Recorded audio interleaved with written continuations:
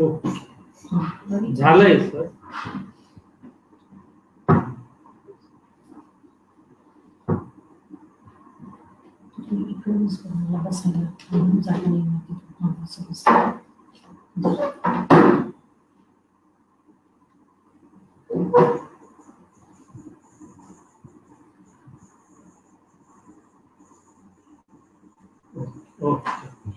आणि मी हे PPT open करून मिनिमाइज करून ठेवलेली आहे सर. तर मग जेव्हा हे करायचं तर फक्त तिथं क्लिक करू ना मॅक्झिमम. हा हो हो हो. लेक्चर संपल्यावर तुम्ही कसे इंटिमेट करा? आणि लेक्चर संपल्यानंतर आपण म्हणजे तुम्ही कधी सांगा हे काय करायचं म्हणजे माझं झाल्यानंतर. बर बर बर हो हो चालेल. आणि तुम्ही इंट्रोडक्शन करून देता हे कसं समजेल आम्हाला? हा बर चालेल ओके. आता ठेवतो मी सर आपण. आणि हे होईपर्यंत मी स्क्रीनवर दिसत राहू ना आपलं इंट्रोडक्शन वगैरे. चालेल.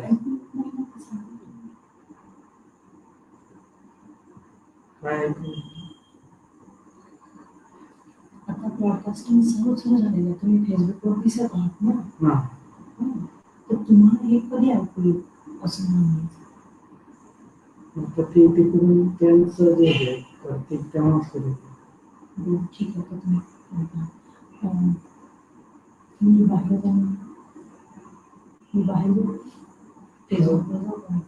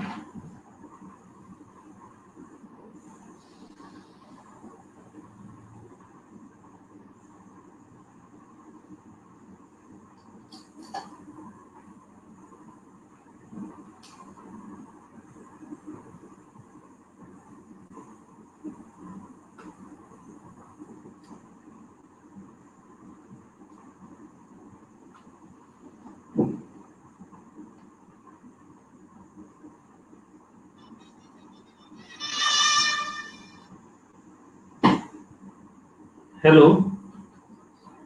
बर बर तो स्टार्टला कुठं हे करू आपलं. बरं ओके. म्हणजे आधी काही नाही ना इंट्रोडक्शन वगैरे. चालेल ओके. माझा आवाज येतोय का सर इथे? ओके चालेल.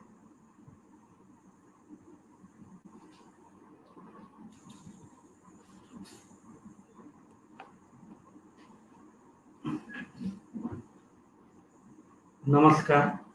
मी प्राध्यापक डॉक्टर राहुल हांडे, संगमनेर नगरपालिका कला, दाज मालपाणी वाणिज्य आणि बाणा सारडा विज्ञान महाविद्यालय, संगमनेर, जिल्हा अहमदनगर या ठिकाणी सहयोगी प्राध्यापक म्हणून कार्यरत आहे. आणि इतिहास, धर्म आणि साहित्य हे माझ्या आवडीचे आणि अभ्यासाचे विषय आहेत. या ठिकाणी माझ्या निवेदनाला, माझ्या व्याख्यानाला सुरुवात करण्याच्या पूर्वी मी आपल्या समवेत 4 मुद्दे आधी आपल्या समोर मांडू इच्छितो. त्यामध्ये सर्वप्रथम सिंधुजन अकॅडमी आणि याचे समन्वयक माननीय डॉक्टर सुजितजी शिंदे, माननीय आनंदजी काळे आणि त्यांचे सर्व सहकारी यांचे मी सर्वप्रथम आभार मानतो की महाराष्ट्रातल्या इतिहास आणि पुरातत्व ह्या विषयातले तज्ञ ख्यातनाम अशा असे जे व्यक्ती आहेत या व्यक्तींची व्याख्यानमाला, विविध व्याख्यानं या ठिकाणी आयोजित करण्यात येतात आणि अशा ख्यातनाम लोकांच्या मांदियाळीमध्ये माझ्यासारख्या सामान्य अभ्यासकाला त्यांनी स्थान दिलं, मला व्यक्त होण्याची संधी दिली, याबद्दल मी सिंधुजन अकॅडमीचे आभार मानतो. आणि त्याच पद्धतीने त्यांचं जे हे कार्य चाललेलं आहे इतिहास आणि पुरातत्वच्या संदर्भात, हे कार्य अतिशय महत्वाचं आणि खरं म्हणजे ऐतिहासिक कार्य आहे आणि त्यांच्या पुढील वाटचालीस मी शुभेच्छा देतो. दुसरा जो मुद्दा मला सांगायचा आहे तो म्हणजे मी इतिहासाचा प्राध्यापक नाही, मी मराठी साहित्याचा प्राध्यापक आहे आणि इतिहास धर्म हे माझ्या आवडीचे विषय असल्यामुळे मी त्याच्यामध्ये त्या ठिकाणी माझी रुची असल्यामुळे वाचन करतो आणि माझ्या पद्धतीने त्याचा अन्वयार्थ लावण्याचा प्रयत्न करतो. त्यामुळे माझ्या व्याख्यानामध्ये कदाचित इतिहास एक शास्त्र म्हणून काटेकोरपणा आपल्याला जाणवणार नाही, परंतु माहितीच्या बद्दल त्या ठिकाणी मी पूर्णपणे आपल्याला खात्री देतो की माहिती ही पूर्णपणे ऑथेंटिक असेल. त्यामुळे थोडं माझं व्याख्यान इतिहासाच्या शास्त्र म्हणून चौकटीला जरी धरून नसले तरी आपण मला सांभाळून घ्याल अशी अपेक्षा या ठिकाणी मी व्यक्त करतो. त्याचबरोबर या ठिकाणी मी असा तिसरा मुद्दा जो आहे की मी अभ्यासक हेच मानतोय, मी या ठिकाणी संशोधक तज्ञ अशा पद्धतीने मांडणी करणार नाही, कारण हे ज्ञान इतिहास असो किंवा पुरातत्व आणि एकूणच जगाचं विश्वासाचं जे ज्ञान आहे ते इतकं अफाट आहे की आपण जो जो त्या ज्ञानाच्या क्षितिजाकडे मार्गस्थ व्हायला लागतो, पुढे जायला लागतो, तो आपल्याला त्या ठिकाणी आपल्या खुजेपणाची जाणीव होते आणि आपलं ज्ञान किती कमी आहे, या महासागरातल्या थेंबा एवढं देखील आपलं ज्ञान नाही याची जाणीव आपल्याला होते. त्यामुळे मी धर्म इतिहास याचा स्वतःला विद्यार्थी मानतो. आता खरं म्हणजे आपल्याकडे विद्यार्थी हा शब्द शिकत असतानाच रूढ असल्यामुळे तो वापरता येत नाही, म्हणून अभ्यासक हा शब्द वापरलेला आहे. परंतु आपण मला सांभाळून घ्याल अशी मी अपेक्षा या ठिकाणी व्यक्त करतो. आणि व्याख्यान सुरू करण्याच्या आधी व्याख्यानाचं जे शीर्षक आहे आपलं 3 धर्मांचे तीर्थस्थान, आता याबद्दल सर्वप्रथम व्याख्यान सुरू करण्याच्या आधी धर्म ही संकल्पना आपण आज पाहतोय पूर्ण विश्वामध्ये वेगवेगळ्या पद्धतीने धर्म ही संकल्पना घेतली जात आहे आणि धर्म या संकल्पनेचा धार्मिकतेचा अतिरेक करणारे आणि धर्म नाकारण्याचाही अतिरेक करणारे असे दोन्हीही टोक आपल्याला सध्या दिसतात आहे. आणि असं जरी असलं तरी देखील हा धर्म किंवा ही धर्म संकल्पना ही नष्ट होत नाही. याला कारण पहिली गोष्ट म्हणजे की मानवी जीवनाला काहीतरी व्यवस्था देण्यासाठी एक चौकट जी देण्यात आली तो म्हणजे धर्म. आणि आपले जे सगळे जगातले महापुरुष आहेत ज्यांनी वेगवेगळ्या धर्मांची स्थापना केली, त्यांनी सर्वसामान्य माणसांपासून ते विद्वानांपर्यंत सगळ्यांना एक जगण्याची ज्ञानाची चौकट निर्माण करून दिली. आणि ती चौकट प्रत्येक काळामध्ये प्रत्येक याच्यामध्ये स्वार्थी लोकांनी त्याच्यामध्ये विकृतपणा आणला किंवा त्याच्यामध्ये वाईट गोष्टी आणल्या, स्वतःचा स्वार्थ साधला. याच्यामध्ये प्रत्येक धर्माचे धर्मगुरू पुरोहित हे सगळे म्हणजे आपण त्या धर्म, यहुद्यांमध्ये राब्बी म्हणतात, तर ख्रिश्चनांमध्ये फादर, पंडित, सगळे मुल्ला मौलवी, ह्या सर्व लोकांनी त्या ठिकाणी त्याच्यातले जे विकृत लोक होते त्यांनी स्वतःच्या स्वार्थासाठी या संकल्पनेचा वापर केला. आणि त्याचबरोबर राजकीय सत्ताकांक्षेसाठी देखील धर्म या संकल्पनेचा अत्यंत चुकीच्या पद्धतीने वापर करण्यात आला. परंतु असे असले तरी देखील धर्म ही संकल्पना आपण कधीही पूर्णपणे नष्ट करू शकत नाही. आपण धर्म या संकल्पनेमध्ये सुधारणा करू शकतो, त्यातल्या विकृती दूर करू शकतो, परंतु ही नष्ट करता येत नाही. आपण जर भारताचाच विचार केला तर प्राचीन काळ आणि आधुनिक काळ याच्यातले 2 उदाहरणं जर आपण घेतले की प्राग वैदिक काळाच्या याच्यानंतर त्याची प्रतिक्रिया म्हणून भगवान बुद्ध आणि भगवान महावीर यांनी भारताच्या भूमीवर 2 नवीन धर्मांची स्थापना केली. भगवान बुद्धांनी बौद्ध धर्म आणि भगवान महावीरांनी जैन धर्म. महावीरांनी परमेश्वर तत्व नाकारलं आणि आत्म्यालाच परमेश्वर किंवा परमात्माचं स्थान प्राप्त करून देण्याचं तत्वज्ञान मांडलं. त्याच्याही पुढे जाऊन भगवान बुद्धांनी परमेश्वरासोबतच आत्म्याचं देखील त्या ठिकाणी अस्तित्व नाकारलं. परंतु असं असलं तरी देखील त्यांनी जे तत्वज्ञान मांडलं त्याला आचार धर्माची जोड देऊन धर्माचं रूपच त्या ठिकाणी द्यावं लागलं आणि त्याचीच फलनिष्पत्ती म्हणजे आज बौद्ध धर्म आणि जैन धर्म आपल्याला पाहायला मिळतो. आधुनिक काळाचा जेव्हा आपण विचार करतो आपल्या भारतामध्ये जे समाज सुधारणेचं धर्म सुधारणेचं जे पर्व सुरू झालं तर आपला महाराष्ट्र खरं म्हणजे इतका महाराष्ट्राला अभिमान आहे आणि महाराष्ट्र की संपूर्ण भारताची सामाजिक क्रांती ह्या मातीच्या कुशीमध्ये तयार झालेल्या महापुरुषांनी केली. क्रांती सूर्य महात्मा ज्योतिबा फुले, महामानव डॉक्टर बाबासाहेब आंबेडकर, राजश्री शाहू महाराज अशा त्याचबरोबर आगरकर ह्या सगळ्या लोकांनी त्या ठिकाणी जे आधुनिक काळामध्ये धर्माबद्दल किंवा त्या धर्मात आलेल्या विकृती याबद्दल मतं मांडली. त्याच वेळेस आपण जर बारकाईने विचार केला तर बाबासाहेबांसारख्या महामानवाने देखील मी हिंदू म्हणून जन्माला आलो आहे पण हिंदू म्हणून मरणार नाही हे सांगत असतानाच आपल्या समाजाला ज्याचं शोषण झालेलं आहे, जो दाबल्या गेलेला आहे, हजारो वर्षांच्या गुलामीमध्ये जो समाज पूर्णपणे त्या ठिकाणी त्याचं अस्तित्व नष्ट करून सांस्कृतिक असेल सर्व प्रकारचं अस्तित्व नष्ट करण्यात आलेलं आहे. ह्या समाजाला बाबासाहेबांनी गौतम बुद्धचा धर्म दिला, बौद्ध धर्म दिला. महात्मा फुलेंनी देखील सार्वजनिक सत्य धर्माची मांडणी केली.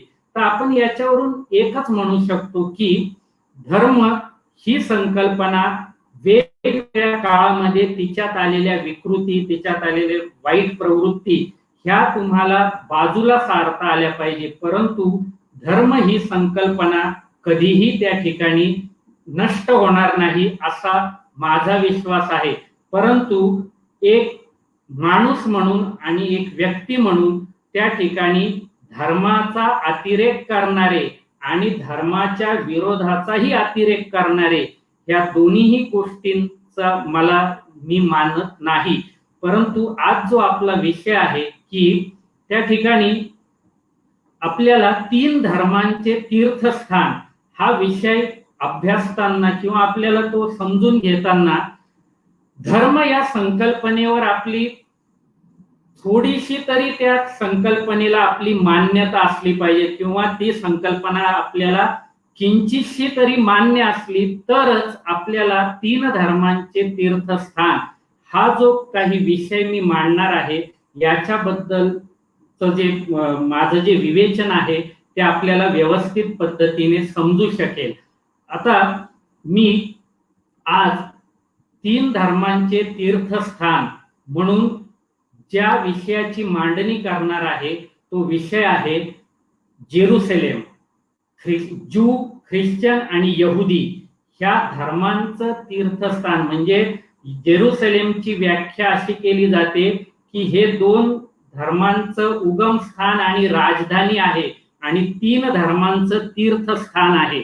परंतु ह्या जेरुसलेमने प्राचीन काळापासून तर आजच्या वर्तमानापर्यंत त्या ठिकाणी जगाचा इतिहास आणि जगाचा भूगोल यांना सतत बदलवण्याचं काम केलेलं आहे. आणि ह्या तिन्ही धर्मांच्या दृष्टीने जेरुसलेमच का हा प्रश्न त्या ठिकाणी महत्वाचा आहे. आणि जेरुसलेम आणि ह्या 3 धर्मांचं नातं हे अत्यंत गुंतागुंतीचं आहे आणि इतिहासाचा जवळपास 3,500 वर्षांपेक्षा जास्त मोठा पट हा जेरुसलेमचा इतिहासाचा पट आहे आणि त्यामुळे त्याच्यात खूप गुंतागुंत आहे.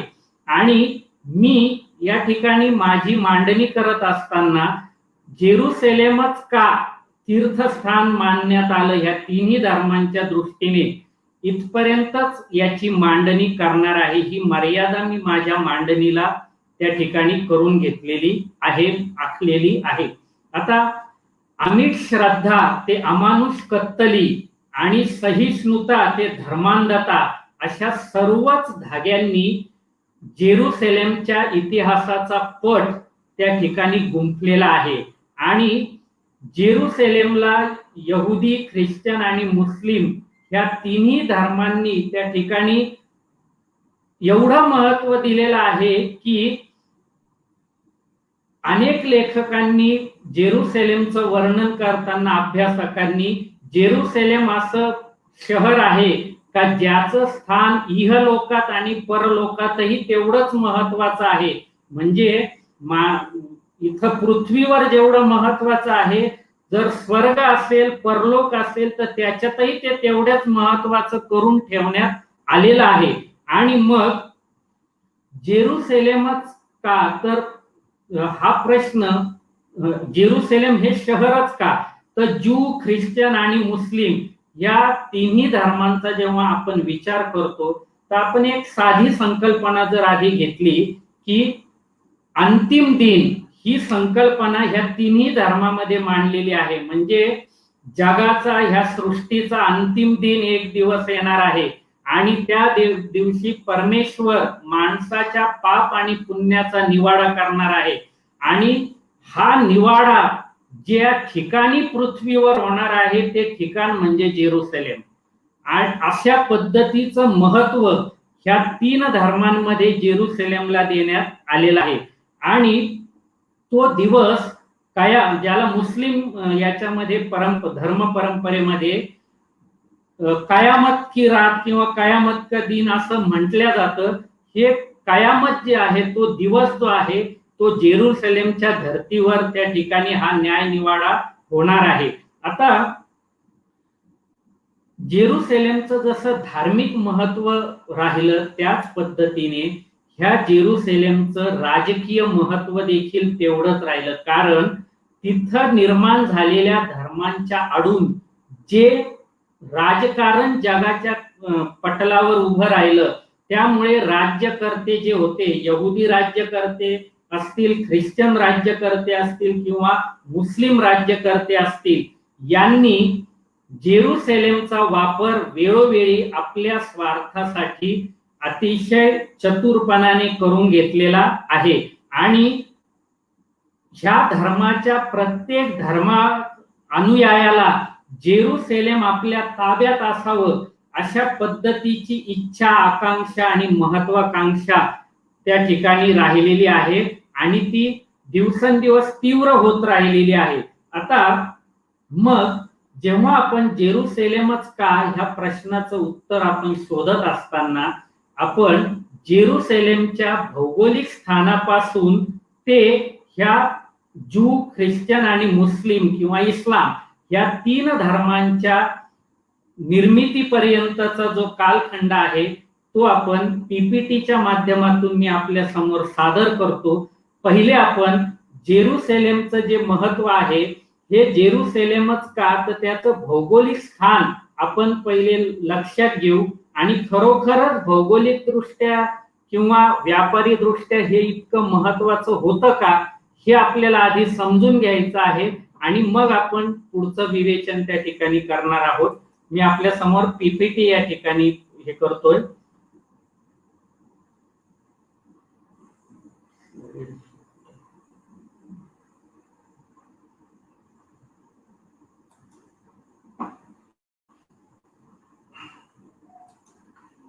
या ठिकाणी आपल्या समोर जेरुसलेमचं पृथ्वीवरचं जे स्थान आहे, ह्या स्थानाबद्दलचा मी आपल्याला नकाशा दाखवत आहे. तर आपण जर पाहिलं तर सौदी अरेबिया, इराक, सिरिया असे जे देश आहेत इराण ह्या सगळ्यांना जवळ असणार हे जेरुसलेम म्हणजे आशिया खंडाला जवळ आहे. दुसऱ्या बाजूने जर आपण पाहिलं तर ग्रीस, इटली, टर्की वगैरे, रोमानिया हा युरोपचा भाग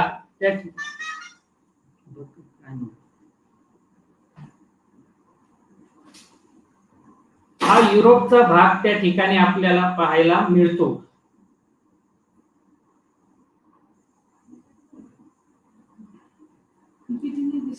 पीपीटी नाही दिसत आहे.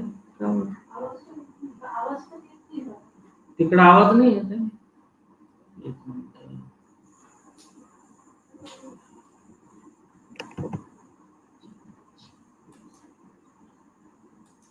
आता आवाज येतोय का? हॅलो,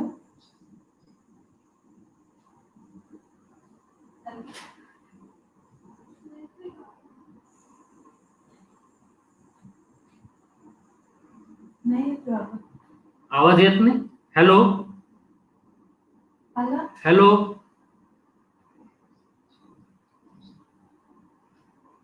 हॅलो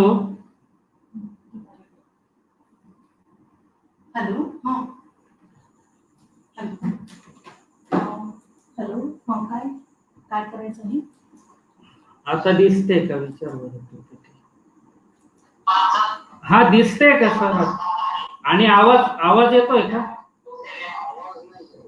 आवाज पण हॅलो येतोय का आवाज?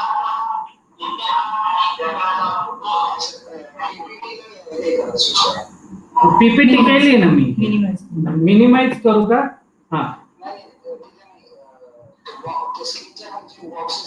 हा हा दिसते का आता पीपीटी? चालेल. हो, फुल स्क्रीन केल्यावर दिसत नाही वाटतं. ओके ओके चालेल. आवाज येतोय ना सर?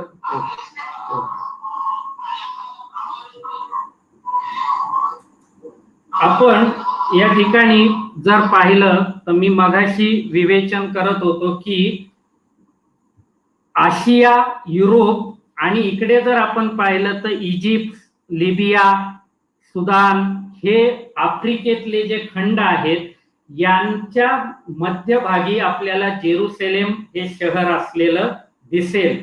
आणि हे जे जेरुसलेम आहे हे जेरुसलेम शहर म्हणजे आपण जर पूर्वी प्राचीन काळी ज्यू, ख्रिश्चन आणि इस्लाम मधले हे जे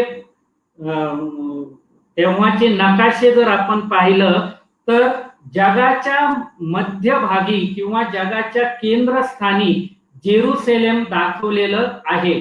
आणि कारण का तर तोपर्यंत अमेरिका, ऑस्ट्रेलिया यासारखे खंड जोपर्यंत सापडले नाही तोपर्यंत जो त्यांनी जगाचा नकाशा आणि त्यावेळेस जे ज्ञान होतं तर जेरुसलेमचं महत्व वाढवण्यासाठी जेरुसलेम हे जगाच्या नकाशात केंद्रस्थानी ठेवण्यात आलं आणि याच्यावरून जेरुसलेमचं महत्व आपल्या लक्षात येतं. आता जर हे जेरुसलेम नेमकं आहे काय आणि ते त्याच्या जर आपण आणखीन मी तुम्हाला सुरू केलेलं नाही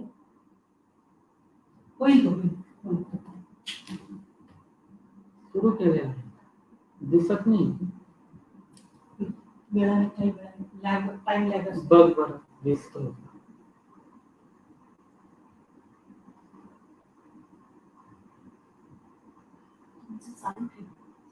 आवाज येतोय ना?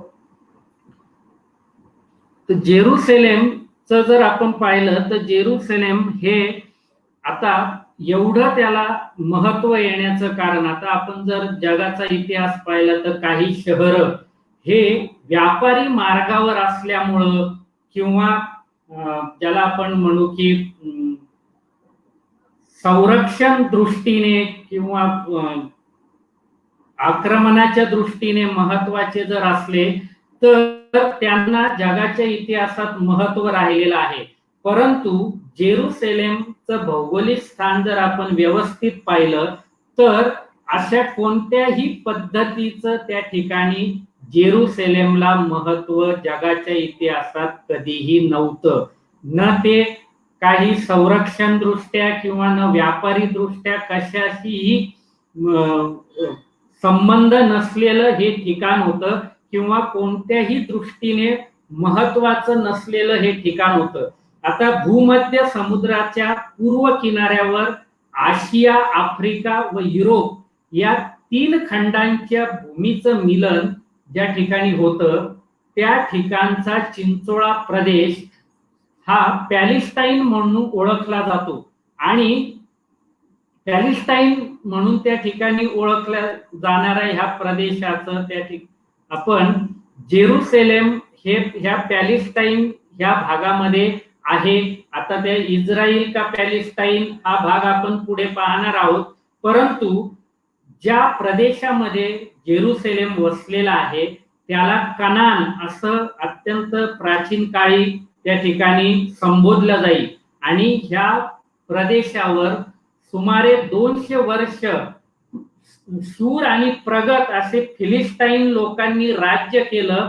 त्यामुळं रोमन सम्राटांचं जेव्हा जेरुसलेमवर प्रभुत्व स्थापन झालं तेव्हा त्यांनी या प्रदेशाला फिलिस्टाईन लोकांचा प्रदेश म्हणून पॅलेस्टाईन हे नाव दिलेलं आहे. आणि 2-3 हजार वर्षांच्या कालखंडात पॅलेस्टाईनच्या ह्या सीमा ज्या आहेत ह्या नेहमी बदलत राहिल्या आणि आजही त्या वादग्रस्त अशाच पद्धतीच्या आहे.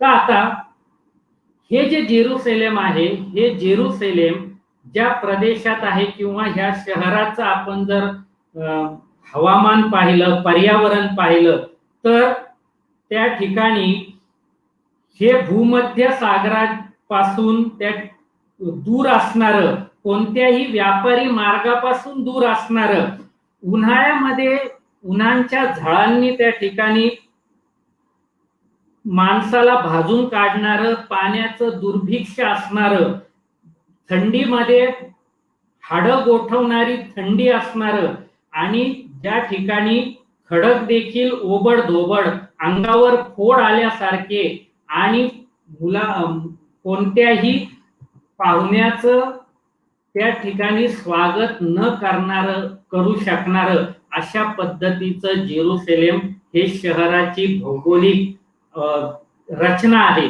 आणि असं असताना आज हे जेरुसलेम मंदिर नगरी आणि 3 धर्मांच्या श्रद्धेचं अंतिम आकर्षण केंद्र म्हणून 3-3.5 हजार वर्षांपासून स्वतःचं स्थान अबाधित ठेवून आहे. आता ह्या ठिकाणी जर आपण पाहिलं तर जेरुसलेमच्या बाजूने जो लेबनॉन नावाचा देश आहे, लेबनॉनचा अर्थ होतो पांढरा शुभ्र किंवा बर्फासारखा शुभ्र, आणि अशा पांढऱ्या शुभ्र हर्मोन पर्वतात उगम पावणारी जॉर्डन नदी ही जेरुसलेम आणि त्याच्या भोवतालचा, त्याला पॅलेस्टाईन म्हणा किंवा इस्रायल म्हणा, या प्रदेशाची भाग्यरेषा असलेली नदी. आता ही जी आहे जॉर्डन नदी ही समुद्रापासून 30-40 मैलांवर उत्तर दक्षिण वाहत जाते आणि बर्फाळ पर्वतावर उगम पावल्यामुळे 12माही पाणी या नदीला असतं. परंतु हिला 12माही पाणी असतं म्हणून नदी म्हणायचं, नाही तर आपल्याकडे जे ओढे असतात ते ओढे देखील मोठे वाटतील अशा पद्धतीचं या नदीचं आकार आहे. आता हिब्रू भाषेमध्ये त्या ठिकाणी ही जी जॉर्डन नदी आहे तिचा उत्तरत जाणारी या अर्थाने तिला जॉर्डन हे नाव पडलेलं आहे. आणि जॉर्डन नदीच्या दोन्ही बाजूंचे 200 मैल लांबीच्या डोंगरांच्या समांतर रांगा उत्तरेस लेबनॉन पासून दक्षिणेस सिनाई वाळवंटापर्यंत गेलेल्या आहेत. आणि हा जो सगळा मधला प्रदेश आहे हा डोंगराळ प्रदेश आणि त्याच्यामधून वाहणारी ही जॉर्डन नदी ही धर्म आणि राजकारण यांच्यासाठी असंख्य उलाढालींसाठी ही कायम प्रसिद्ध राहिलेली आहे. आता जेरुसलेमचं जे महत्व आहे, वर्षानुवर्ष ह्या जेरुसलेमची पावित्र्य हे वाढत गेलेलं आहे, त्याची तीव्रता वाढलेली आहे. आणि त्याच्यामुळे जेरुसलेम हे ह्या तिन्ही धर्मांचं आकर्षणाचं केंद्र ठरलं. आता मग आपण जर नीट विचार केला की जेरुसलेमचं त्या ठिकाणी महत्व का बरं आहे, तर याच्यासाठी आपल्याला प्रत्येक धर्माचा आणि त्या धर्माची प्रतिक्रिया म्हणून किंवा त्या धर्माला आव्हान देणारा दुसरा धर्म जेव्हा उभा राहतो त्यावेळेस नवीन जन्माला आलेल्या धर्माला आधीच्या धर्माचे जे काही स्थळ पवित्र स्थळ असतील किंवा काही त्याच्यातल्या जनमानसांमध्ये रुजलेल्या काही प्रथा परंपरा असतील, ह्या सर्वांशी आपलं नातं जोडावं लागतं. म्हणजे आपण जर भारताचा विचार केला तर भगवान बुद्धांनी जेव्हा बौद्ध धर्म स्थापन केला त्याच्या आधीपासून वैदिक धर्माची जी स्थळं होती पूर्वीपासून ती स्थळं त्यांचं पावित्र्य मानण्यात आलेलं होतं. त्याचबरोबर संस्कृत, पाली, अर्धमागधी यासारख्या भाषा त्या ठिकाणी ज्या वापरल्या जात होत्या, ह्या सगळ्यांशी बौद्ध धर्माचे म्हणजे भगवान बुद्धांनंतरचे जे काही अनुयायी झाले, जे त्याच्यातले विद्वान लोक झाले, त्या लोकांनी ह्या सर्व गोष्टींशी आधीचे स्थळ, आधीच्या भाषा, आधीच्या काही परंपरा यांच्याशी संबंध जोडलेला आहे. आपण जर जातक कथा जर पाहिल्या भगवान बुद्धांच्या संबंधातल्या, तर आपल्याला ही गोष्ट सहजपणे लक्षात येऊ शकते. आता जेरुसलेमच्या बाबतीत देखील नेमकं हेच घडलं की जेरुसलेम आणि त्या भोवतालचा परिसर खरं तर ज्यू धर्माची जन्मभूमी होती. नंतर ती ख्रिश्चन धर्माची जन्मभूमी झाली आणि इस्लामची जन्मभूमी तिथून लांब असली तरी देखील इस्लामनी जेरुसलेमवर त्या ठिकाणी आपला हक्क, आपला संबंध जोडण्याचा प्रयत्न केले. त्याचबरोबर जेरुसलेमचं महत्व वाढत जाण्याचं आणखीन एक कारण होतं इतिहासामध्ये की ज्यू किंवा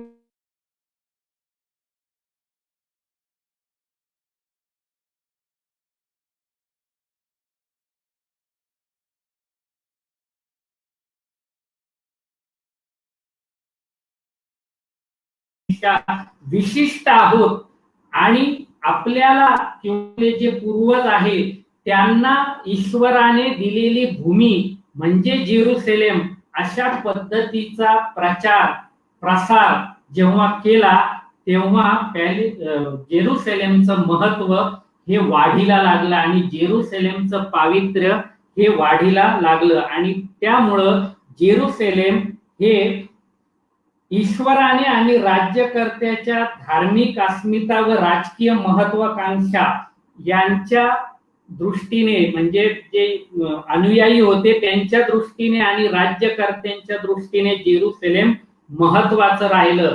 आणि आज तागायत जेरुसलेमचा देखील नकाशा, भूगोल व इतिहास सतत बदलत राहिलेला आहे. आपण जर या ठिकाणी पाहिलं द ओल्ड सिटी ऑफ जेरुसलेमचा मी नकाशा दिलेला आहे.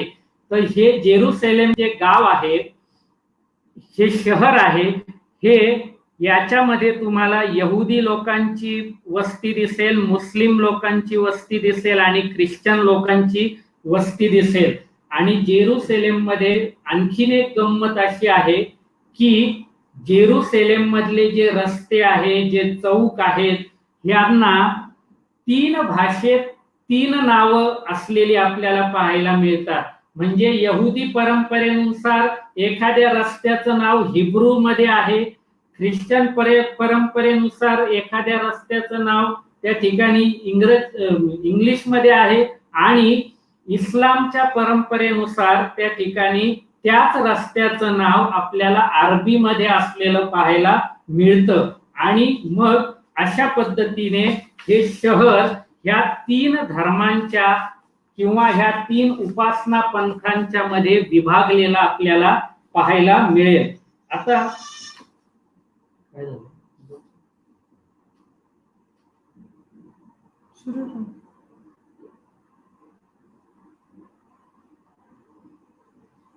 जेरुसलेम जेरुसलेमच्या बाबतीत आपण जेव्हा विचार करतो तेव्हा आपल्याला एक महत्वाचा जो भाग पाहायचा आहे तो म्हणजे जेरुसलेम हे यहुदी, ख्रिश्चन आणि इस्लाम यांच्यासाठी महत्वाचं काय का बरं आहे हे याचा शोध घेण्यासाठी मी आपल्या समोर जो चार्ट या ठिकाणी टी डायग्राम जी आहे ही मांडलेली आहे. तर ॲडम, नोह किंवा फादर नोवा, अब्राहम यांच्यापासून कशा पद्धतीने हे 3 धर्म उत्पन्न झाले आणि ह्याचा संबंध जेरुसलेमशी कशा पद्धतीने आला हे आपल्याला आधी व्यवस्थित पाहावं लागेल. आता आपण जर पाहिलं की कोणताही धर्म जेव्हा स्थापन होतो तेव्हा त्याला आपली पूर्व परंपरा सिद्ध करावी लागते आणि ती पूर्व परंपरा ही सिद्ध करणं महत्वाचं मानलं जातं. जगाच्या इतिहासाला आणि भूगोलाला प्राचीन काळापासून आजपर्यंत आपल्या धार्मिक आणि राजकीय इच्छा आकांक्षांनी सदैव बदलत ठेवणाऱ्या ज्यू, ख्रिश्चन व इस्लाम या धर्मांचा उगम ह्या एकाच भूमीत झाला. त्या धर्माचे जे धर्म संस्थापक होती त्यांची जी कर्मभूमी होती ही एकच होती किंवा जवळपास सारखीच होती. त्याचबरोबर सगळ्यात महत्वाची गोष्ट तर ह्या 3 धर्मांचा जो कुलपिता आहे हा कुलपिता ज्याला पॅट्रिआर्क म्हटलं जातं हा कुलपिता एकच मानला गेलेला आहे तो म्हणजे अब्राहम. हा अब्राहम जो आहे हा अब्राहम हा यहुदी, ख्रिश्चन आणि इस्लाम या 3ही धर्मांच्या परंपरेनुसार त्यांच्या धर्म संस्थापकांचा आणि त्यांच्या धर्माचा कुलपिता मानण्यात आलेला आहे. आता ही जी कुलपिता किंवा मूळ पुरुष मानण्याची परंपरा ही जगातल्या जवळपास सगळ्या देशांमध्ये आपल्याला पाहायला मिळते. आपण छत्रपती शिवरायांची जर विचार केला तर त्या ठिकाणी मल्हार रामराव चिटणीस यांनी लिहिलेलं श्री शिवछत्रपतींचे सप्त प्रकरणात्मक चरित्र ही बखर जर आपण पाहिली तर शिवरायांची वंशावळ त्याच्यामध्ये दिलेली आहे आणि प्रभू रामचंद्रांपर्यंत त्या ठिकाणी शिवरायांच्या वंशाचा धागा किंवा संबंध हा जोडण्यात आलेला आहे आणि श्रीराम हेच शिवरायांच्या वंशाचे मूळ पुरुष होते अशा पद्धतीची मांडणी मल्हार रामराव चिटणीस यांनी आपल्या बखरीमध्ये केलेली आहे. त्याच पद्धतीने ज्यू, ख्रिश्चन आणि मुस्लिम किंवा इस्लाम ह्या 3ही धर्मांमध्ये त्यांच्या धर्मग्रंथांमध्ये त्यांच्या धर्माच्या मान्यतेमध्ये परंपरेमध्ये अब्राहम हा आमचा कुलपिता आहे अशा पद्धतीची मांडणी केलेली आहे आणि हा अब्राहम ह्या 3ही धर्मांचा आणि त्यांच्या धर्म संस्थापकांचा मूळ पुरुष ठरतो. आता हा अब्राहमच्या आधी आपल्याला जेव्हा मांडणी केली जाते तर बायबलचा जेनिसिस सारखा भाग किंवा यहुदी धर्मग्रंथ जे आहेत यांच्यामध्ये सृष्टीची निर्मिती नंतर ॲडम आणि ईव किंवा आदम आणि हव्वा यांची निर्मिती परमेश्वराने कशी केली म्हणजे हे सगळं सृष्टी निर्मितीच्या कथेमध्ये आलेलं आहे. आणि हा जो ॲडम हा जगातला पहिला पुरुष होता. ह्या ॲडम आणि ईव पासून जो मानवी वंश ह्या पृथ्वीवर सुरू झाला त्यांचा 10वा वंशज म्हणजे फादर नोह किंवा फादर नोवा. आता हा फादर नोह किंवा ज्याला फादर नोवा म्हटलं जातं हा ह्या ॲडमचा 10वा वंशज होता आणि याने त्या ठिकाणी जेव्हा पृथ्वीवरचं पाप वाढलं आणि जलप्रलय करून परमेश्वराने पृथ्वी नष्ट करण्याचं ठरवलं त्यावेळेस त्याच परमेश्वरांनी ह्या पापाला कोपलेल्या परमेश्वरात ही आपत्ती जी निर्माण केली, ज्या परमेश्वर हा निर्मिक होता त्यांनीच याचा प्रलय घडवून आणण्याचं ठरवल्यानंतर ह्या फादर नोहाने किंवा फादर नोहने एका विशाल जहाजाची निर्मिती करून त्या ठिकाणी सृष्टीतील सर्व प्राणी मात्रांचे वंश वाचवले अशा पद्धतीची कथा फादर नोह किंवा नोवाबद्दल सांगितल्या जाते आणि त्याच्याबद्दल प्रचंड आदर हा जेनेसिस किंवा याच्यामध्ये किंवा ज्यू ख्रिश्चन या धर्मग्रंथांमध्ये व्यक्त करण्यात आलेला आहे. आणि आणखीन एक गमतीचा भाग सांगायचा म्हणजे जगामध्ये सगळ्यात जास्त कार्टून म्हणजे जग का बरं ह्या नोहनी वाचवलं असतील इथले प्राणी मात्र याचे विसंगती याच्यावरचा विनोद दाखवण्यासाठी सगळ्यात जास्त कार्टूनची निर्मिती जगामध्ये फादर नोहा किंवा फादर नोवा याच्यावर आणि त्याच्या कथेवर झालेली आहे. हा एक वेगळा भाग आहे. परंतु आपण जेव्हा पाहतो तर जेनेसिस ग्रंथाच्या 2 वेगवेगळ्या सुक्तांमध्ये सृष्टीची निर्मिती त्याचबरोबर ॲडमच्या वंशावळ जलप्रलय याबद्दल 2 वेगवेगळ्या पद्धतीच्या माहिती आलेल्या आहे. म्हणजे सृष्टीच्या उत्पत्तीच्या 2 कथा आलेल्या आहेत, ॲडमच्या 2 वंशावळी आलेल्या आहेत आणि जलप्रलया संदर्भातल्या 2 कहाण्या किंवा कथा त्या ठिकाणी आलेल्या आहेत. परंतु हा भाग आपण सोडून द्यायचा. त्याच्यातला एक महत्वाचा जो भाग आहे की ह्या कथांमधून जो अब्राहम 3 धर्मांचा कुलपिता मानला जातो, ह्या अब्राहमचं त्या ठिकाणी साधारण चरित्र रेखाटण्याला मदत झालेली आहे.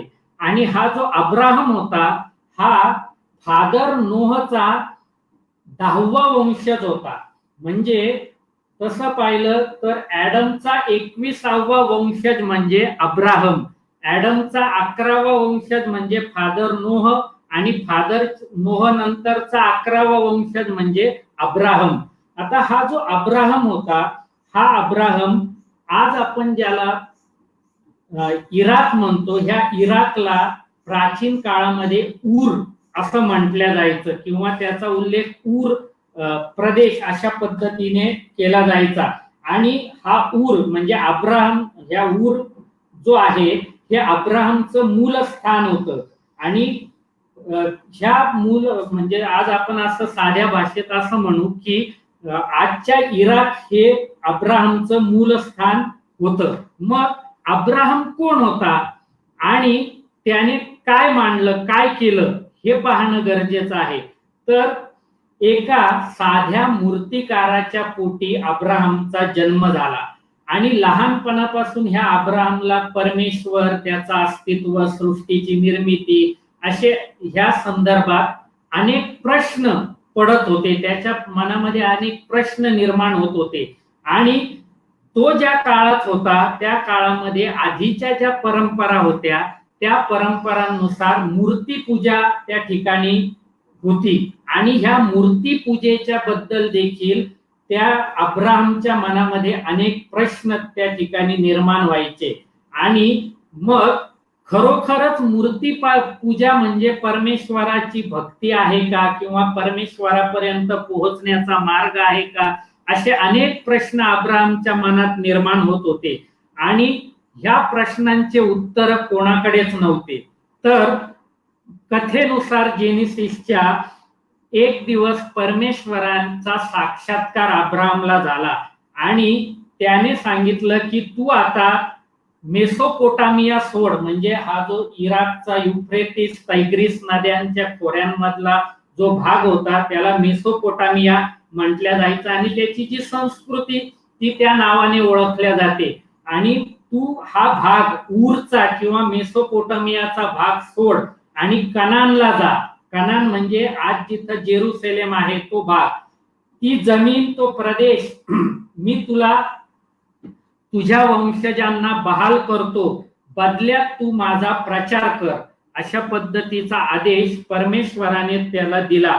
आणि मग अब्राहम म्हणे की तू कोण, तर त्यांनी सांगितलं का मी याहवेह आहे, म्हणजे परमेश्वराचा उल्लेख ह्या धर्म परंपरेमध्ये सर्वप्रथम याहवेह असा झालेला आहे आणि मीच एकमेव देव असून बाकी सर्वांपेक्षा श्रेष्ठ आहे आणि मी तुझ्यातून एक राष्ट्र जन्माला आणेल की उदयाला आणेल अशा पद्धत आणि असा शुभ आशीर्वाद मी तुला देतो, मी तुला जगविख्यात करेल आणि तुझं जीवन जे आहे ते जगासाठी वरदान ठरेल अशा पद्धतीचं आशीर्वाद, अशा पद्धतीचं वचन, म्हणजे अशा पद्धतीची भूमी ह्या याहवेहनी म्हणजे परमेश्वराने परमात्म्याने त्या ठिकाणी अब्राहमाला बहाल केली आणि ह्या याहवेहचाच उल्लेख पुढे ख्रिश्चन परंपरेमध्ये यहोवा असा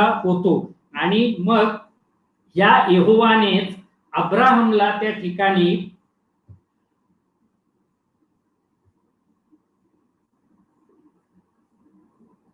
कुलपित्याचा किंवा पॅट्रियार्कचा दर्जा दिला.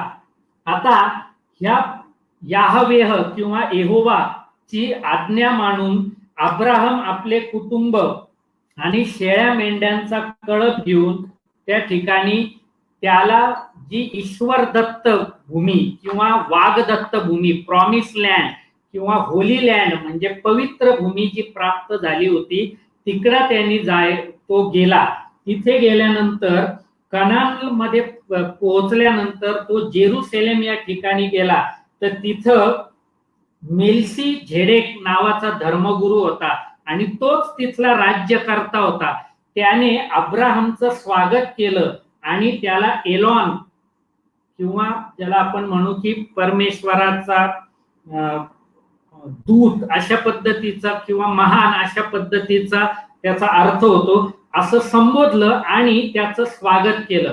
तर आता इथं एक गोष्ट लक्षात येते की अब्राहमच्या आधीपासून जेरुसलेमचं अस्तित्व त्या ठिकाणी होतं, कारण तिथं मेल्सी झेडेक नावाचा धर्मगुरू त्याचं स्वागत करतो, तो तिथला राज्यकर्ता असतो. म्हणजे या ठिकाणी अब्राहमच्या आधी जेरुसलेम होतं, परंतु अब्राहमला जेरुसलेमची भूमी ही परमेश्वराने दिली होती आणि हा पहिला उल्लेख जेरुसलेमचा बायबलमध्ये अशा पद्धतीने येतो. आणि मग अब्राहमच्या पूर्वीपासून हा जो कनान प्रदेश आहे ज्याला आज पॅलेस्टाईन आणि इस्रायल असं संबोधल्या जातं, हा कनान प्रदेशातील जे लोक होते त्या लोकांचं हे धर्मस्थळ होतं आणि धर्मगुरू, राज्यकर्ते असे लोक त्या ठिकाणी होते. ही परंपरा देखील आपल्याला लक्षात येते.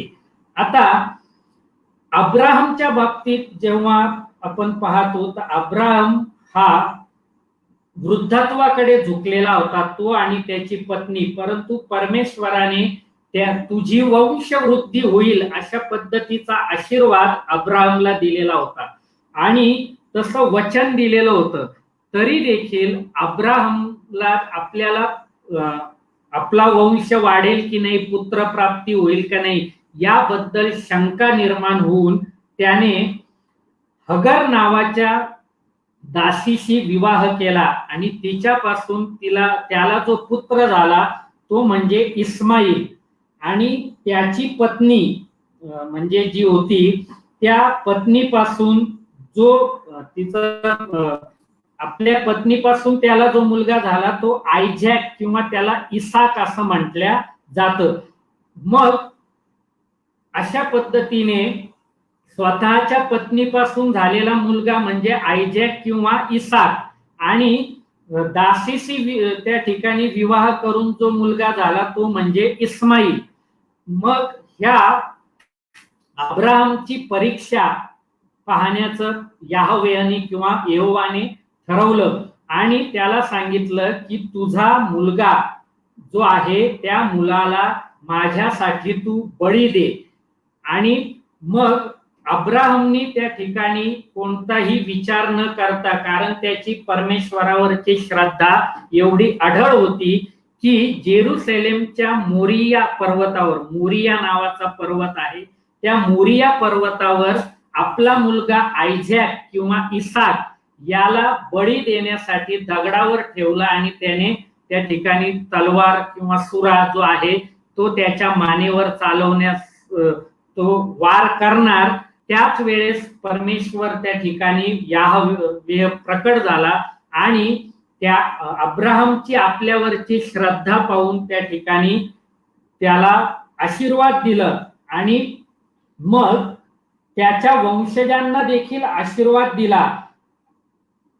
आणि ही जी जागा आहे तिला आज मोरिया पर्वत किंवा माउंट मोरिया असं म्हटलं जातं. आणि टेम्पल ऑफ जेरुसलेम म्हणजे ह्याच पर्वतावर जेरुसलेमचं जे मंदिर आहे हे टेम्पल ऑफ जेरुसलेम हे बांधण्यात आलेलं आहे. आता या कथेमध्ये देखील एक गंमत आहे की ज्यू आणि ख्रिश्चन परंपरा असं सांगतात की अब्राहमने आपला मुलगा आयझॅक किंवा इसाक याला बळी देण्यासाठी घेतलं, तर इस्लामची परंपरा सांगते की इस्माईलला घेतलेलं होतं. आता हे त्या त्या धर्मांनी त्या त्या आपल्या आपल्या पद्धतीने ते महत्व अबाधित राखण्यासाठी हे मांडलेलं असेल. याचं सत्य असत्यता या ठिकाणी आपण पडताळून पाहू शकत नाही. आणि मग अशा पद्धतीने ईश्वराने आशीर्वाद दिला की तुझे वंशज माझा जो संदेश आहे हा जगापर्यंत पोहोचवतील. आणि मग तिथून पुढे आपण पाहतो की अब्राहमच्या 2 मुलांपासून 2 वंश म्हणजे आयझॅकचा एक वंश आणि इस्माईलचा एक वंश तयार झाला. आणि आयझॅक किंवा इसाक याच्या वंशामध्ये मोझेस जो ज्याला यहुदी किंवा ज्यू धर्माचा संस्थापक मानल्या जातं याचा जन्म झाला. त्याच पद्धतीने आयझॅक किंवा इसाकच्या वंशामध्ये येशूचा जन्म झाला. येशू ख्रिस्तांनी ख्रिश्चन धर्माची स्थापना केली. आणि इस्माईलचा जो वंश होता त्याच्यामध्ये मोहम्मद पैगंबरांचा जन्म झाला आणि त्यांनी इस्लाम धर्माची स्थापना केली. ह्या संबंधातून अब्राहम हा ह्या तिन्ही धर्मांचा पॅट्रियार्क म्हणजे कुलपिता ठरतो. अब्राहमचा उल्लेख ज्यू परंपरेमध्ये अब्राहम केला जातो, ख्रिश्चन परंपरेमध्ये अब्राहम असा केला जातो आणि इस्लामच्या परंपरेमध्ये इब्राहिम अशा पद्धतीने केला जातो. आणि अब्राहम पासून उत्पन्न झालेले म्हणून या तिन्ही धर्मांना अब्राहमिक रिलिजन्स असं संबोधल्या जातं. आणि ह्या तिन्ही धर्मांना जोडणारा समान दुवा ठरतो तो म्हणजे अब्राहम जो त्यांचा कुलपिता आहे. आणि अशा पद्धतीने अब्राहमची कथा पाहिल्यानंतर आपल्याला एक गोष्ट लक्षात येते की हे अब्राहमच्या याच्यानुसार ह्या तिन्ही धर्मांमध्ये मूर्तीपूजेला जे महत्व देण्यात आलेलं नाही, तर त्याचं मूळ अब्राहमची श्रद्धा ही मूर्तीपूजेवर नव्हती किंवा तो मूर्तीपूजेच्या विरोधी होता याच्यात आहे. आणि त्याच पद्धतीने एक ह्या तिन्ही धर्मांमध्ये आणखीन एक तत्वज्ञानाच्या दृष्टीने जो महत्वाचा दुवा आहे तो म्हणजे हे तिन्ही धर्म मोनोथेइस्ट म्हणजे एकेश्वरवादी अशा पद्धतीचे आहे. आणि हे 2 महत्वाचे दुवे ह्या अब्राहम पासून ह्या तिन्ही धर्मांनी घेतलेले आहेत असा कयास त्या ठिकाणी मांडण्यात आलेला आहे, विविध अभ्यासकांनी मांडलेला आहे. आता आपल्याला ह्या तिन्ही धर्मांचं जेव्हा अब्राहम जेरुसलेमला आला त्याच्यानंतर आयझॅक किंवा इसाक याच्या वंशामधला पुढचा जो भाग आपल्याला पाहायचा आहे त्याच्यासाठी आपल्याला यहुदी धर्माची निर्मिती पर्यंत यावं लागेल. मग ख्रिश्चन धर्माची निर्मिती आणि नंतर इस्लाम धर्माची निर्मिती या संदर्भात विचार करावा लागेल. परंतु अब्राहम पासून जो थेट विचार किंवा जी धर्म परंपरा आली ती म्हणजे ज्यू किंवा यहुदी धर्म परंपरा. आणि ही जी परंपरा आहे तर ही कशी निर्माण झाली या संदर्भात जेव्हा आपण पाहतो तर ह्या आयझॅकचा किंवा इसाकचा जो नातू होता ज्याचं नाव जेकब, ह्या जेकबने त्या ठिकाणी काहीतरी आपले जे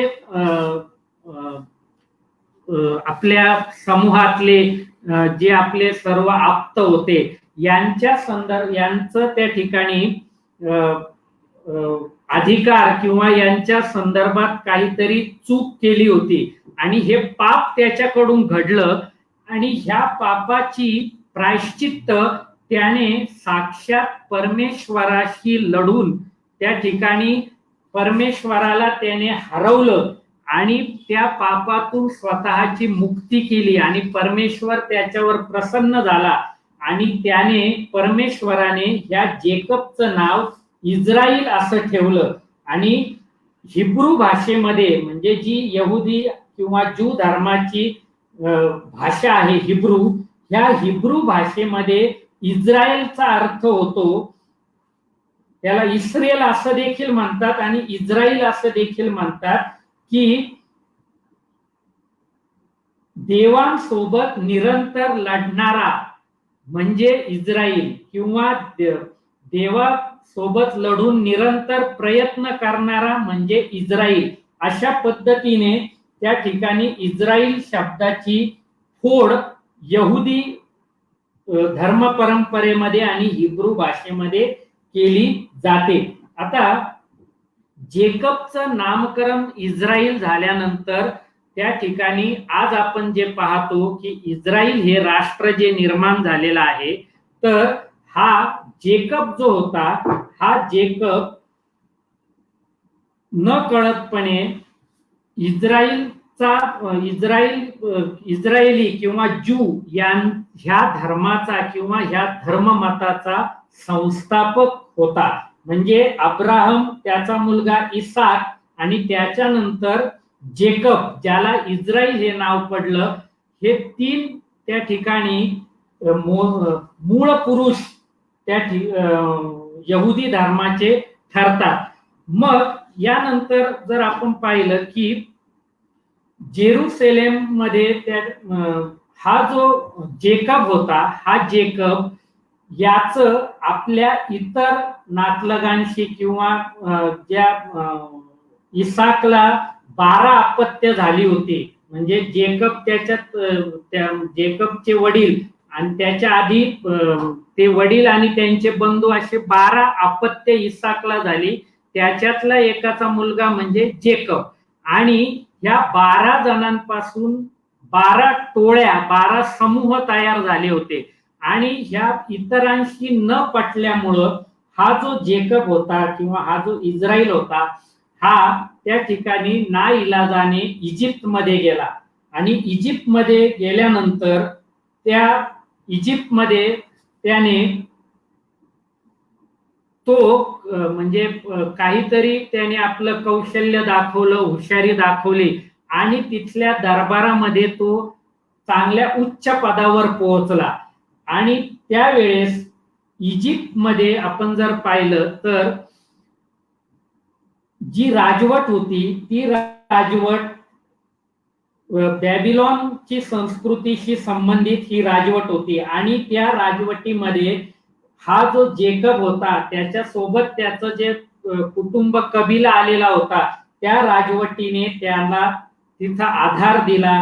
राज दरबारामध्ये तो चांगल्या वरच्या स्थानावर पोहोचला. परंतु कालांतराने मात्र हा प्रदेश किंवा हा भाग त्या ठिकाणी तिथले राज्यकर्ते बदलले आणि जेकब आणि त्याचे जे त्या ठिकाणी वंशज निर्माण झालेले होते यांचं भाग्य त्या ठिकाणी दुर्भाग्यामध्ये रूपांतरित झालं आणि ज्यूंना किंवा यहुद्यांना गुलाम म्हणून वागणूक इथं देण्यात येऊ लागली.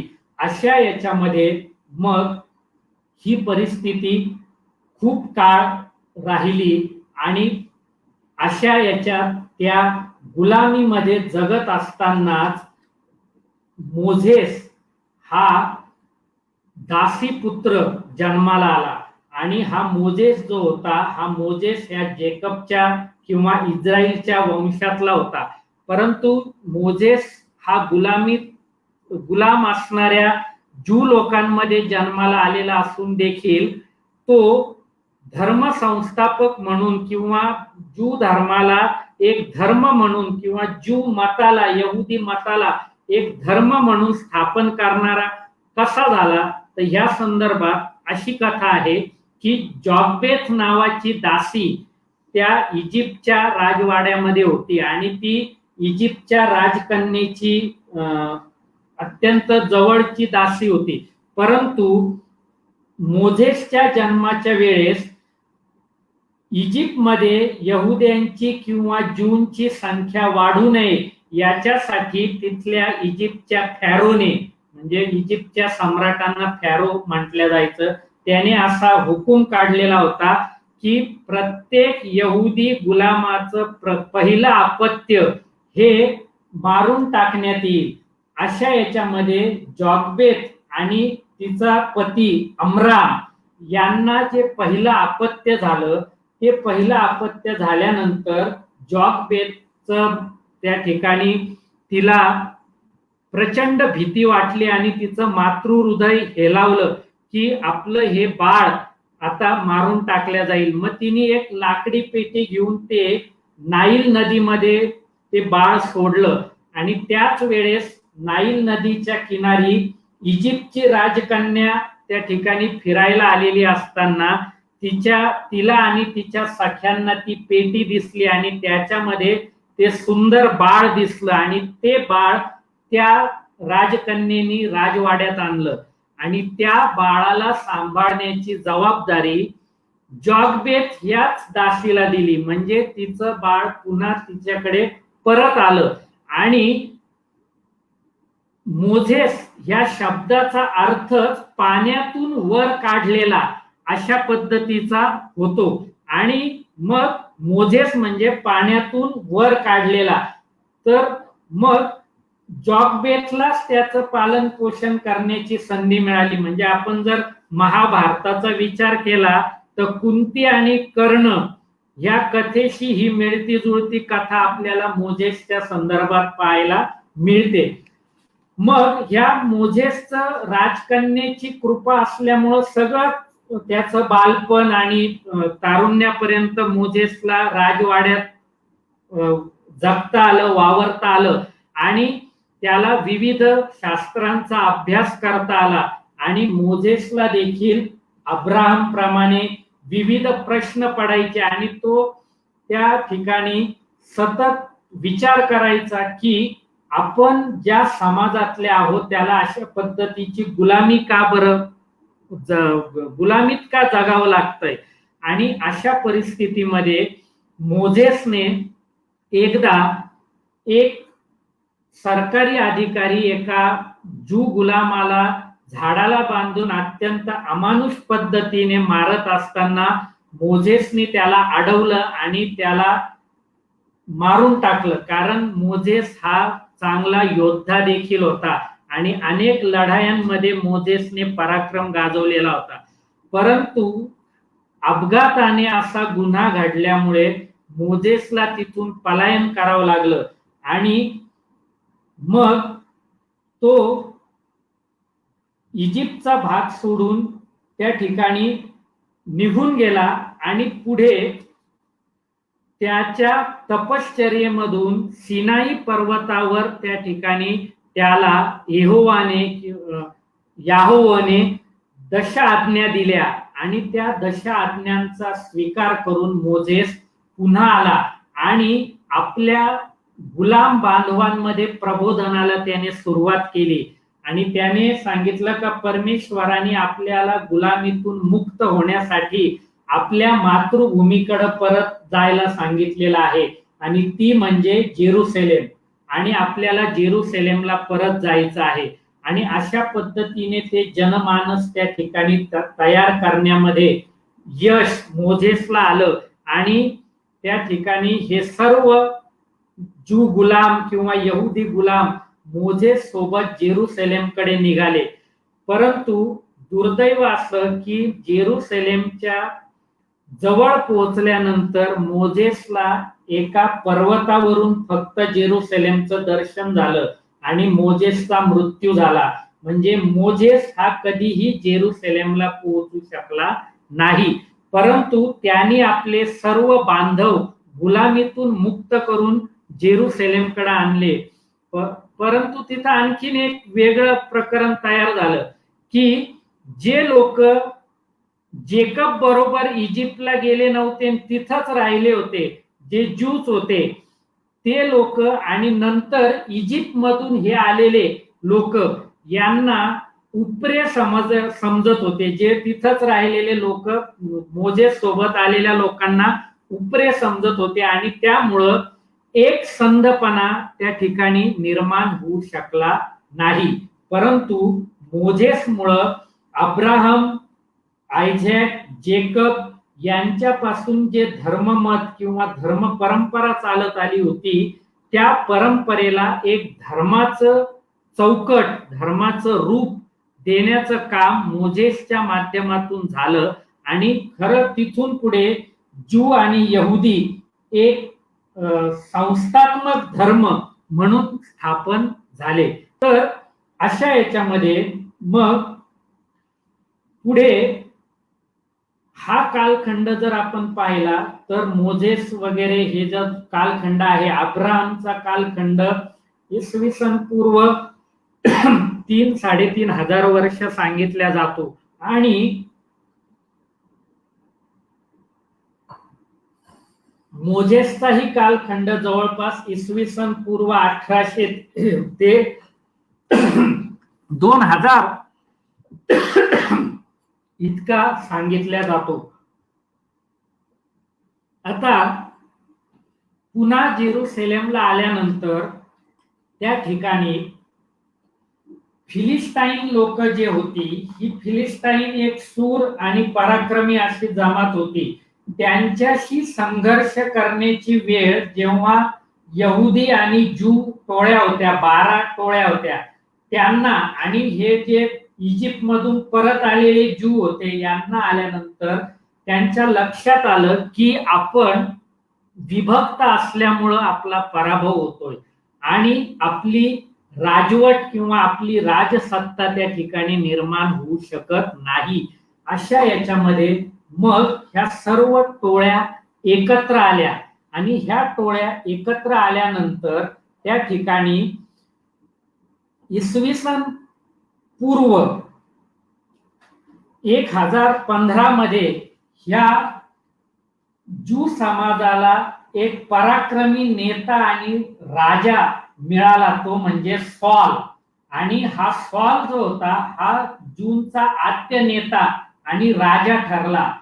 सॉलने पॅलेस्टाईन हे जे आक्रमक होते फिलिस्टाईन यांना परतवले आणि आपल्या मुलखाच्या रक्षणासाठी, ज्याला कनान प्रदेश म्हणतात जिथं जेरुसलेम आहे, त्याच्या उत्तरेस काही अंतरावर एक किल्ला बांधला आणि त्या याच्यातून सॉलच्या माध्यमातून एक राज्यकर्ती जमात म्हणून ज्यू किंवा यहुदी धर्माची स्थापना त्या ठिकाणी झाली.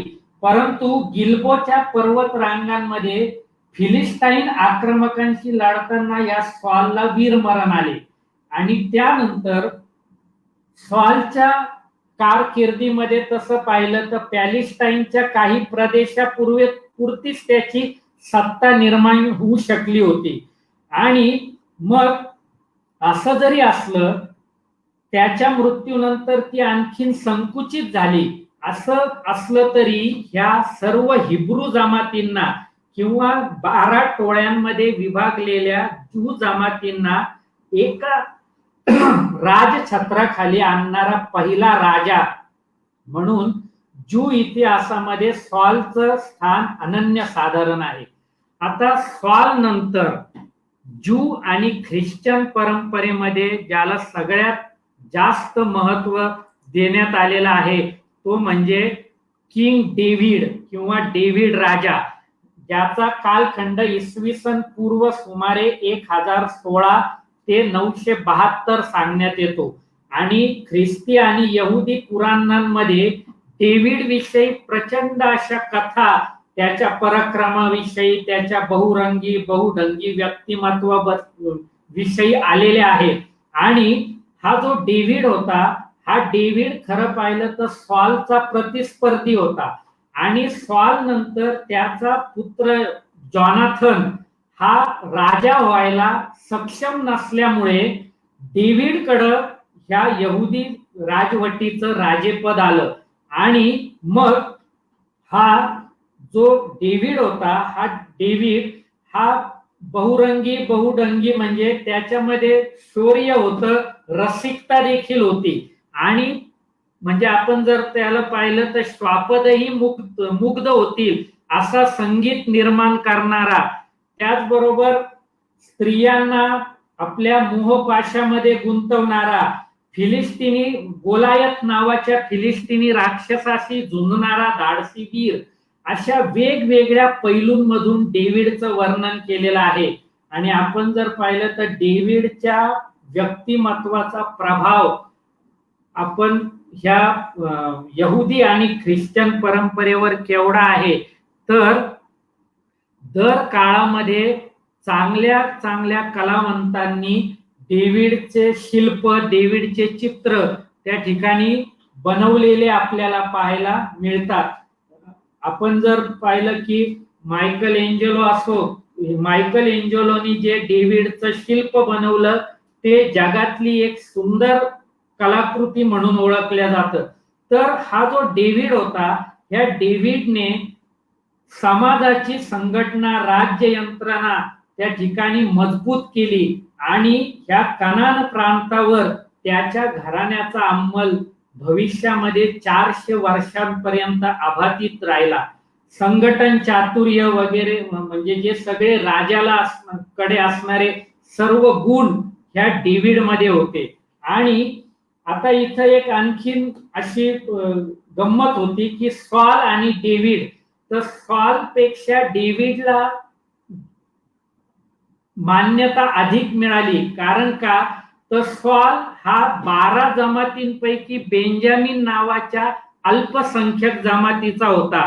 तर डेव्हिड हा संख्येने मोठा असणाऱ्या जुडा जमातीचा होता.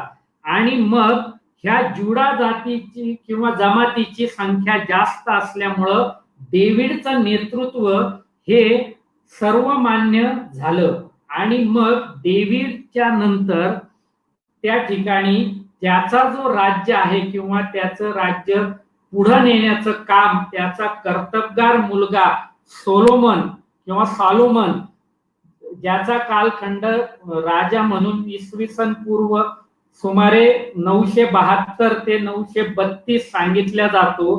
त्या सॉलोमनने सॉल आणि डेव्हिड नंतर त्या राज्याची सुनियंत्रित व सुव्यवस्थित अशी चौकट बसवली. त्याचबरोबर आपले जे प्रजाजन होते यहुदी, त्यांना प्रगतीच्या वेगवेगळ्या संधी उपलब्ध करून दिल्या. जेरुसलेमच्या भोवती भक्कम अशी तटबंदी उभारून जेरुसलेमला सुरक्षित केले. आणि दुसरी महत्वाची गोष्ट की व्यापाराच्या दृष्टीने काहीही महत्व नसणाऱ्या ह्या जेरुसलेमचा त्या ठिकाणी व्यापार वाढवण्यावर किंवा व्यापारी वृत्ती त्या ठिकाणी निर्माण करण्यावर सोलोमनने अथक परिश्रम घेतले. आणि आज जर आपण पाहिलं तर जगाच्या इतिहासामध्ये सगळ्यात जास्त यातना सहन करणारी जी ज्यू किंवा यहुदी जमात आहे, ती आज जगातली सगळ्यात मोठी भांडवलदारी व्यापारी जमात म्हणून जगाच्या पाठीवर उभी असलेली आपल्याला पाहायला मिळतं. तर याची बीज सॉलोमनच्या द्रष्टेपणात असावीत असा आपल्याला कयास करता येतो. आणि भांडवलदार असण्याचा त्यांना जी किंमत इतिहासापासून आधी चुकवावी लागली, तर जर्मनीत हिटलरच्या कारकिर्दीमध्ये त्यांचं भांडवलदार असणं हा त्यांचा सगळ्यात मोठा दोष झालेला होता. तो इतिहास वेगळा आहे. परंतु सॉलोमनच्या काळामध्ये एक महत्वाची जी गोष्ट घडली की सॉलोमनने आपला पिता डेव्हिड याच्या आज्ञेवरून यहोवाचे पहिलं मंदिर जेरुसलेम मध्ये बांधलं आणि ह्या मंदिराला टेम्पल माउंट किंवा देवाचं घर असं म्हटलं आणि सॉलोमनच्या राजवाड्याच्या अगदी शेजारी हे मंदिर बांधण्यात आलं होतं आणि तिथपासून जेरुसलेम हे राजेशाही पवित्र नगरी सोबतच मंदिरांची नगरी किंवा मंदिर नगरी म्हणून त्या ठिकाणी प्रसिद्ध झालं आणि तिथल्या मंदिराची भव्यता, तिथल्या मंदिराचं वैभव याचे अनेक वर्णन इतिहासामध्ये आपल्याला पाहायला मिळतात, बायबलमध्ये पाहायला मिळतात.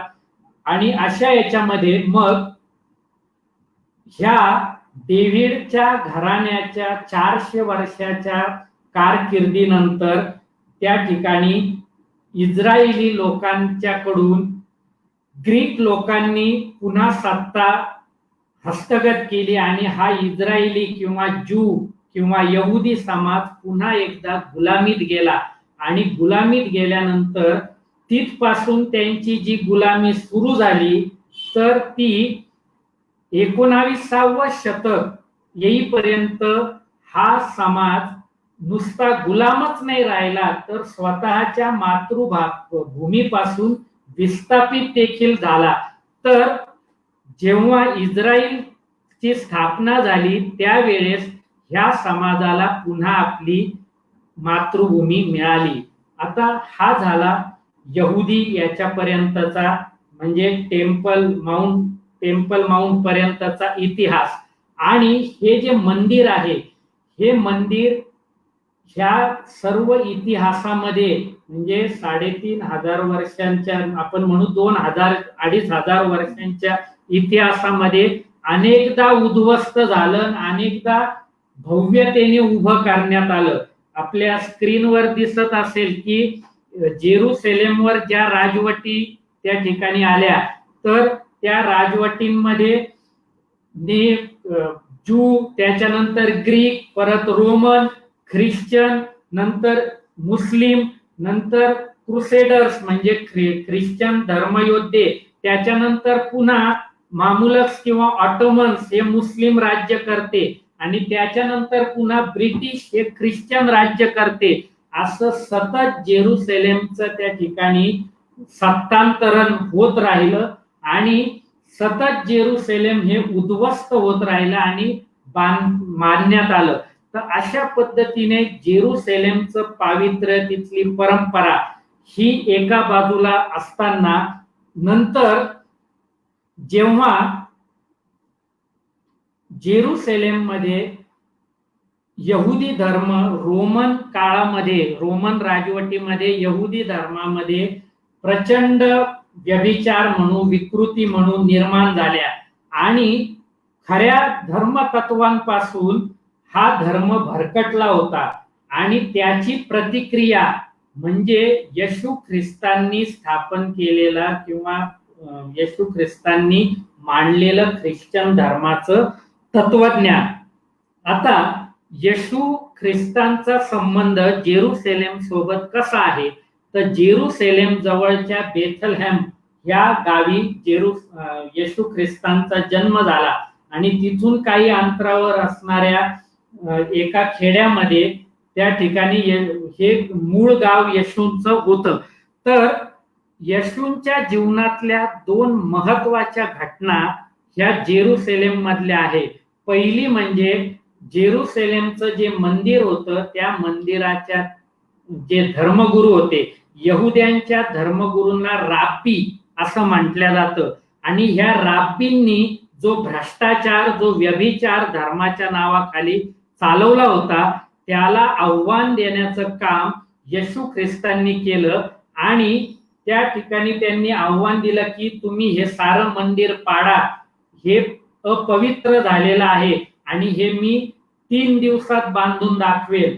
आणि अशा पद्धतीने यहुदी धर्मगुरू राब्बी आणि येशू यांच्यामध्ये संघर्ष उभा राहिला आणि त्याच याच्यामध्ये मग तिथला जो रोमन सुभेदार होता त्याला हाताशी धरून ह्या राब्बींनी येशूंचं जे क्रुसिफिकेशन केलं ते क्रुसिफिकेशन देखील जेरुसलेम मध्येच झालं.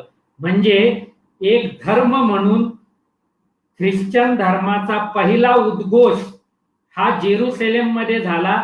त्याचबरोबर दुसऱ्या बाजूला ह्या जेरुसलेम मध्ये येशू ख्रिस्तांना क्रुसिफिकेशन म्हणजे क्रुसावर चढवण्यात आलं. त्यामुळं ख्रिश्चनांच्या दृष्टीने देखील जेरुसलेम महत्वाचं ठरलं.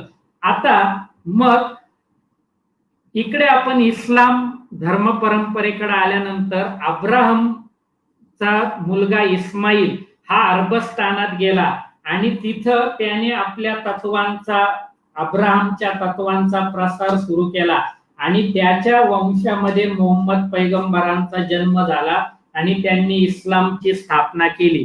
तर अशा पद्धतीने मग अब्राहम आणि जेरुसलेम यांच्याशी इस्लामचा संबंध जोडण्यात आला. आता खरं पाहिलं तर जेरुसलेम पासून मक्का खूप दूर होतं जिथं इस्लामची स्थापना झाली आणि मदिना देखील, जे पहिलं मदिना याचा अर्थ इस्लाम प्रेषित नगर असं होतं किंवा पैगंबराचं नगर.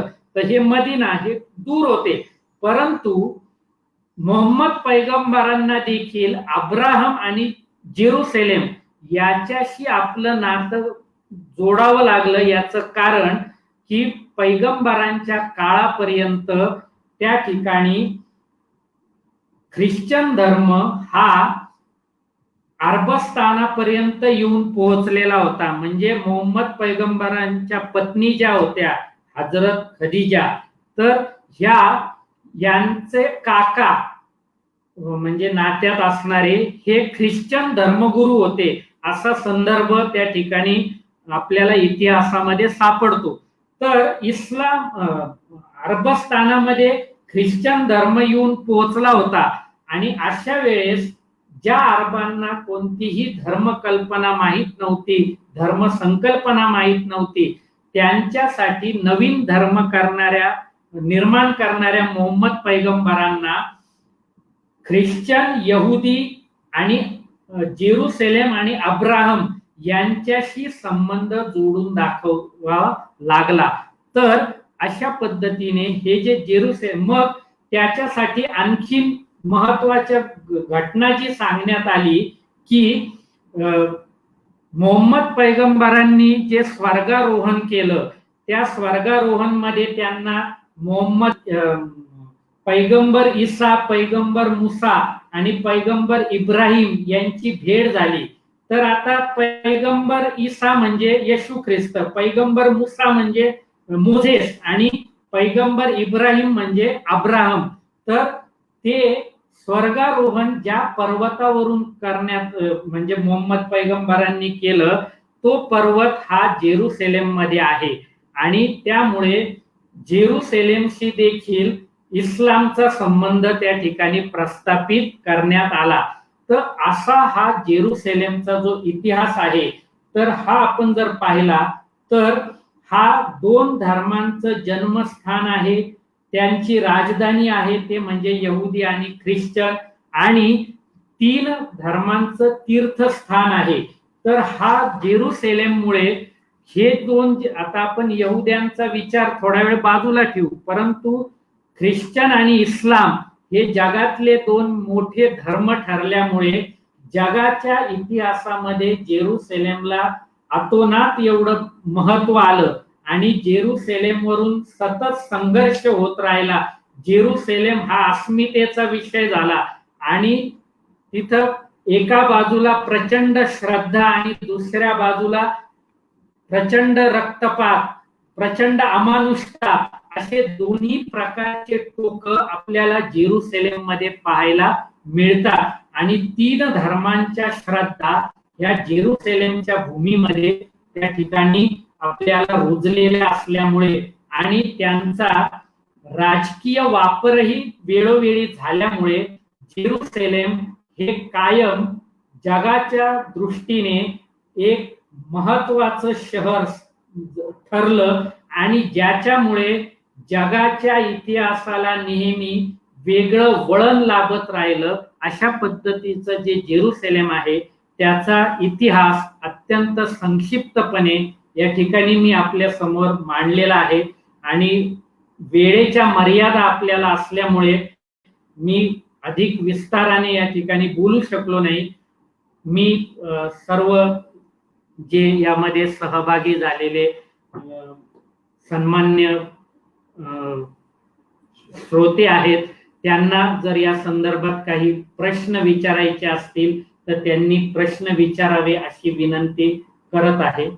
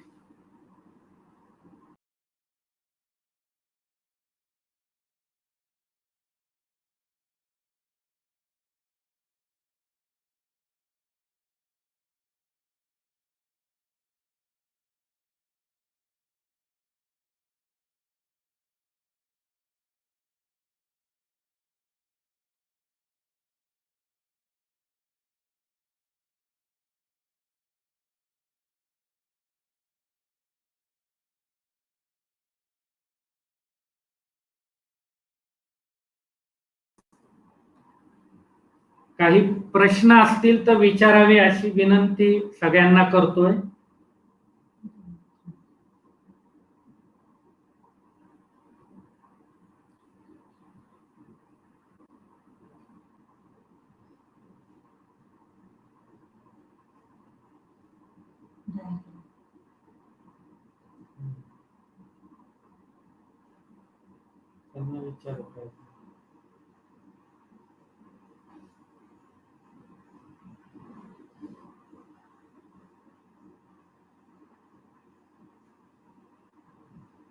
हॅलो,